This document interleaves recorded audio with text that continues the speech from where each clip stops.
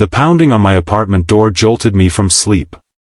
Through the peephole, I saw her, Eliza Harrington, the formidable CEO of Meridian Technologies, standing in my hallway at 5 a.m., mascara streaked down her face, still wearing yesterday's power suit. What she whispered next would change everything. "James, I've lost everything that matters. Please don't make the same mistake." If you're wondering how my boss ended up at my door in the middle of the night or how her words completely transformed my life's direction, stay with me. This story might just save you from the regrets that haunt so many of us. Hit that like button if you've ever had a moment that made you question everything, and subscribe to hear more life-changing stories like this one. I'd been at Meridian for 3 years. A mid-level marketing analyst with decent prospects but nothing spectacular. Eliza was the company legend, brilliant, driven, and seemingly untouchable. The kind of woman who commanded every room she entered. We'd spoken maybe 5 times, mostly during presentations where she'd fire off incisive questions that left team members stammering. That night, I almost didn't answer the door. Who knocks at 5 a.m. except trouble? But something in the desperate rhythm of those knocks compelled me forward. "Miss Harrington?" I managed, pulling my robe tighter. "James." Her voice was hoarse. "I'm sorry. I didn't know where else to go." I'd never seen vulnerability on her face before.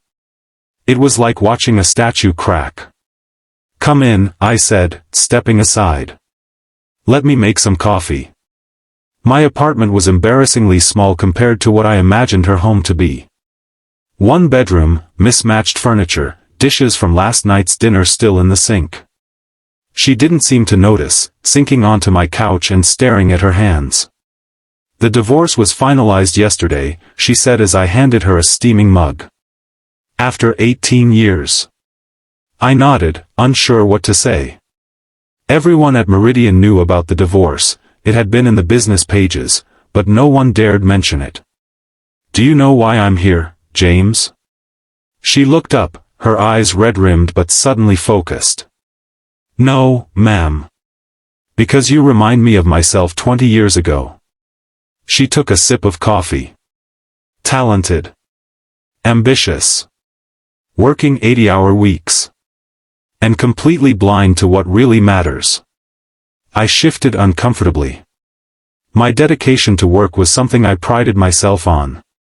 "My husband left because I was never there," she continued. "Not really.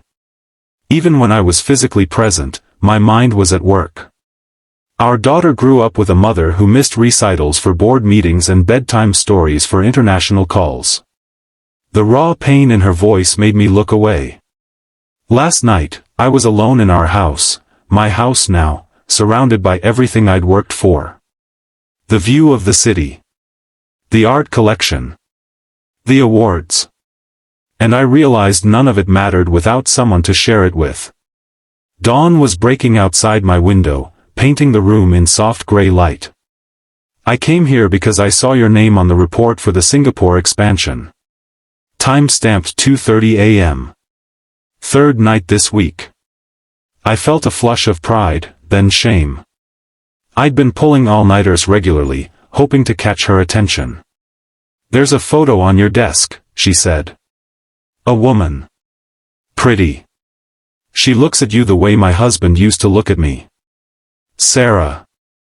My girlfriend of 5 years. Patient, understanding Sarah who'd stopped asking when I'd be home. We're going through a rough patch," I admitted. "Let me guess. She says you're never there. That you've changed. That she feels like she's competing with your job."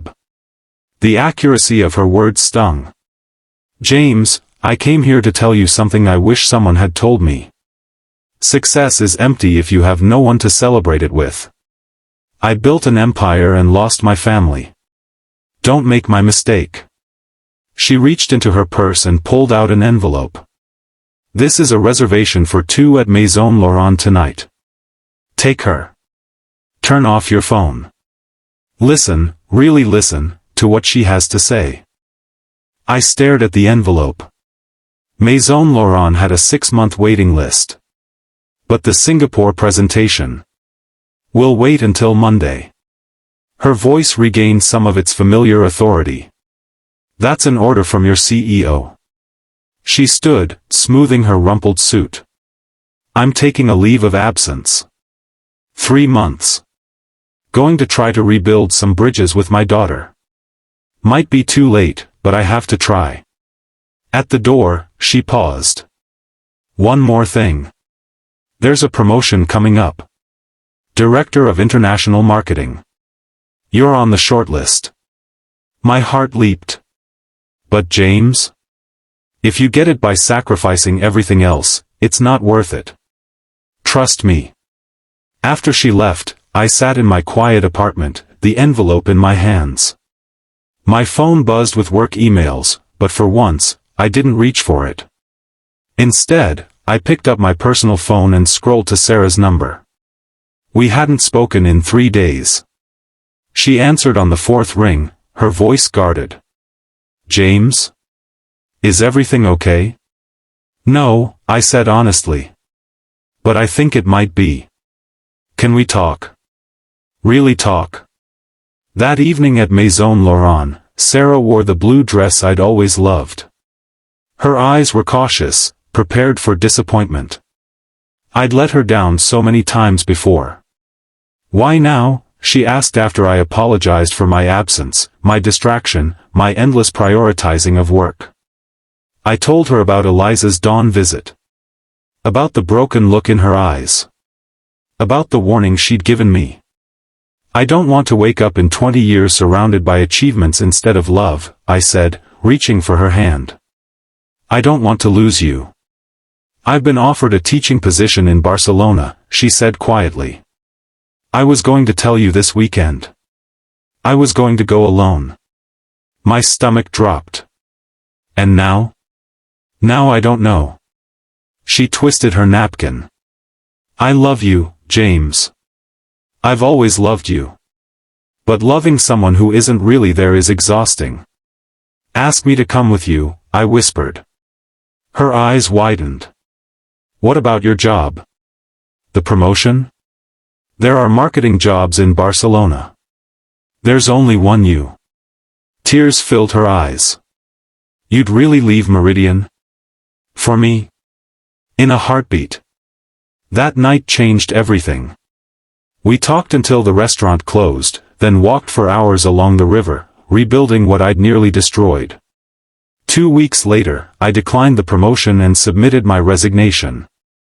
A month after that, we moved to Barcelona.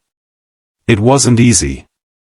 Starting over in a new country, learning a language, building a new career. There were moments of doubt, nights when I wondered if I'd made a mistake. But then I'd look at Sarah, happy and thriving in her new role, and know I'd chosen right. A year later, I received an email from Eliza. She'd returned to Meridian after her leave but with new boundaries. 9 to 5 only. No weekends. She'd reconnected with her daughter and was slowly rebuilding their relationship. How's Barcelona? She wrote.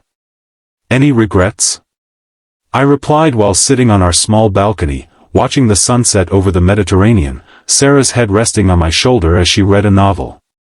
Our simple apartment filled with more joy than my sleek city condo ever had. None, I wrote back. You saved me that morning. Thank you. 3 years have passed since that 5 a.m. knock. Sarah and I are married now. I run a small but successful marketing consultancy that allows me to set my own hours. We're expecting our first child in the spring. Sometimes I think about the alternate version of myself, the one who might have become Director of International Marketing, then VP, maybe even CEO someday. The one with the corner office and stock options and industry recognition. But then I look at my life now, rich with connection, present for every moment, filled with a kind of success that can't be measured in promotions or paychecks, and I know I'm exactly where I'm meant to be. That knock on my door at 5 a.m. didn't just change my life. It saved it.